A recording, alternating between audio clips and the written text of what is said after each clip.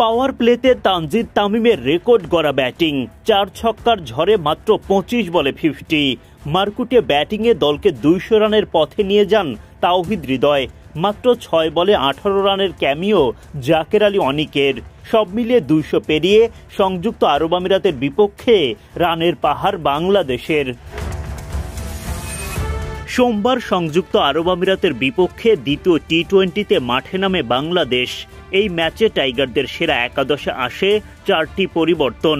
Toss জিতে বাংলাদেশকে আগে ব্যাটিংয়ে পাঠায় আমিরাত। দলের হয়ে ইনিংস শুরু করতে নামেন অধিনায়ক লিটন দাস ও তানজিদ তামিম।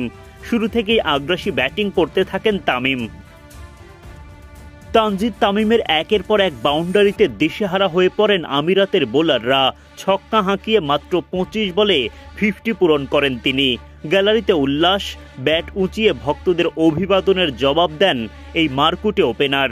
তামিমের দাপুটে ব্যাটিংয়ে পাওয়ার প্লের 6 ওভার শেষে বিনা উইকেটে 66 রান তোলে বাংলাদেশ।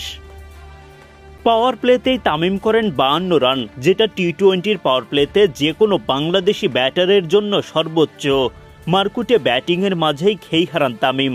বাউন্ডারি লাইনে ক্যাচের শিকার হয়ে বিদায় নেন 59 রান করে।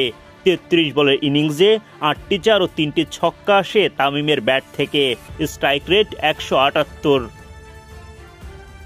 তামিমের বিদায়ের পর উইকেটে আসেন নাজমুল শান্ত। তিনিও দ্রুত রান তোলায় মনোযোগ দেন।